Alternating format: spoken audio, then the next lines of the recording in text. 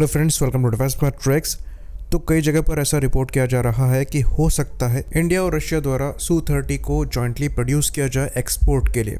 और ये रिपोर्ट तब से आना चालू हुई है जब से प्राइम मिनिस्टर मोदी द्वारा रशिया विजिट किया गया है। तो ये चीज़ हम जानते हैं कि जो Su-30 SM फाइटर है, इसका एक्सपोर्ट वर्जन जिसे Su-30 SME कहा जाता है, ये एक्सपोर्ट मार्केट में डिमांड में है। और फिलहाल जैसी रशिया की हालत है, ये इस सिचुएशन में नहीं है कि इन एयरक्राफ्ट को ये एक्सपोर्ट कर पाएँ, और अगर एक्सपोर्ट ऑर्डर मिल भी जाते हैं तो टाइमली डिलीवर कर पाएँ। तो अगर इस कंडीशन में इन प्लेटफॉर्म्स को ये इंडिया के साथ मैन्युफैक्चर करते हैं एक्सपोर्ट के लिए, तो जो एक्सपोर्ट मार्केट में रशिया द्वारा ग्रिप खोई जा रही है, ये उसको दोबारा स्ट्रॉन्ग कर सकते हैं। बाकी जो इनके ऑलरेडी कस्टमर्स हैं जिनको स्पेयर्स की शॉर्टेज हो रही है, ये उस प्रॉब्लम को भी एड्रेस कर सकते हैं। तो इस लिहाज से रशिया के लिए ये एक बेनिफिशियल ही डील होगी। बाकी अगर इंडिया के लिहाज से बात करें तो इन एयरक्राफ्ट के एक्सपोर्ट में इंडिया के भी इंसेंटिव होंगे। जॉब क्रिएशन, वैल्यू बिल्डिंग भी एक फैक्टर यहाँ पर है जो कि HAL के लिए प्लस पॉइंट ऐड करता है। तो जो Su-30 MKI है, ये HAL द्वारा नासिक में मैन्युफैक्चर किए जाते हैं और लास्ट 12 Su-30 MKI के बाद जो प्रोडक्शन लाइन है ये क्लोज ही होनी है। तो अगर यहाँ से एडिशनल Su-30 फाइटर्स मैन्युफैक्चर किए जाते हैं तो ये रशिया के लिए बेनिफिशियल हो सकता है, और शायद इसीलिए इस मामले में चर्चा चालू हो गई है।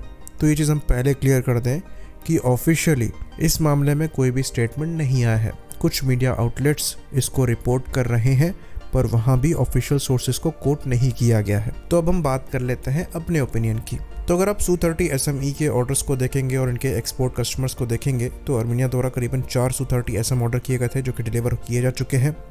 बेलारूस द्वारा करीबन 16 ऑर्डर किए गए थे जिसमें से 4 डिलीवर्ड हैं और 12 डिलीवर किए जाने हैं। वहीं पर कजाक एयरफोर्स द्वारा करीबन 12 Su-30 SM ऑपरेट किए जाते हैं। वहीं पर म्यांमार एयरफोर्स ने 6 Su-30 SME ऑर्डर किए थे जिसमें से 2 डिलीवर हो गए हैं। तो कुल मिला जुलाकर यहाँ पर देखा जाए तो इन्हें खाली 12 ही Su-30 SM फाइटर्स बेलारूस को डिलीवर करने हैं और कोई ऑर्डर इनके पास पेंडिंग नहीं है। खुद की एयरफोर्स के लिए ये एक्स्ट्रा नंबर्स ऑर्डर कर सकते हैं, पर ये खुद ही उन प्लेटफॉर्म्स को मैन्युफैक्चर करेंगे। तो पहली बात तो यहाँ इतने बड़े ऑर्डर्स दिखाई नहीं दे रहे हैं। बाकी अगर हम बात करें पॉसिबल फ्यूचर एक्सपोर्ट कस्टमर्स की, तो रशिया और यूक्रेन की वॉर के बाद ये नंबर भी नीचे चला गया है। अमेरिकन सैंक्शंस से बचने के लिए कई कंट्रीज इनके मिलिट्री प्रोडक्ट्स को अब अवॉइड करती हैं। तो रशिया के साथ इस अरेंजमेंट में आने से इंडिया को कोई फायदा नहीं है। बाकी अगर बात करें स्पेयर्स की सप्लाई की, तो Su-30 MKI के लिए कई पार्ट्स हम इंडिया में बनाते ही हैं। तो जो स्पेयर हम सप्लाई कर सकते हैं उसके लिए हमें रशिया की परमिशन लेने की रिक्वायरमेंट नहीं है।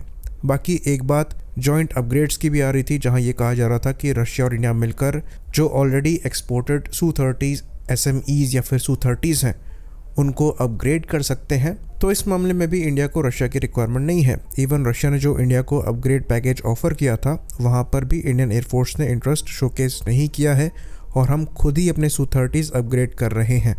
तो हमारे पास ये कैपेबिलिटी एग्जिस्ट करती है। इवन जो हमारा खुद का अपग्रेड पैकेज होगा वो रशियन Su-30 SM के अपग्रेड से ज़्यादा बेहतर है, जिसे SM2 अपग्रेड कहा जाता है। खाली एक पार्ट जहां पर हम लैग कर सकते हैं वो नए इंजन्स को लेकर होगा।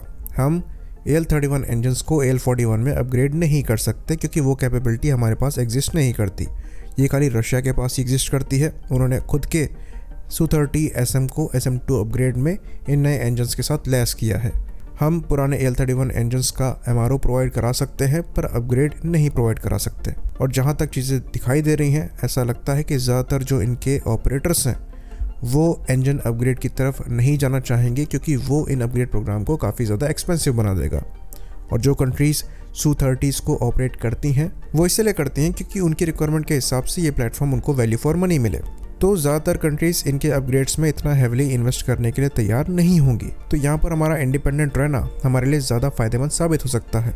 तो अगर इस तरीके की अरेंजमेंट के बारे में हम विचार भी कर रहे हैं तो उसमें हमारा बहुत ज़्यादा फ़ायदा नहीं है, उल्टा हमारा नुकसान हो सकता है, क्योंकि हम यहाँ पर इंडिपेंडेंटली ज़्यादा बेटर अपग्रेड पैकेज ऑफर कर सकते हैं, जो हो सकता है रशिया के साथ केस ना हो और हमें रशिया को भी कुछ अमाउंट पे करनी पड़े। और ब्रह्मोस इंटीग्रेशन के दौरान हमें एक अच्छा लेसन मिला है कि क्यों हमें रशिया से इन अपग्रेड्स के लिए दूर रहना चाहिए। बाकी फ़िलहाल के लिए हमारा फोकस पूरी तरीके से इन Su-30 MKIs को अपग्रेड करने के लिए होना चाहिए, जिनका अपग्रेड काफ़ी सालों से पेंडिंग है। आई होप इन्फॉर्मेशन यहाँ पर पूरी रही हो। इसी बात पर इस वीडियो को हम ख़त्म करेंगे। लाइक करिए, सब्सक्राइब करिए। जय हिंद।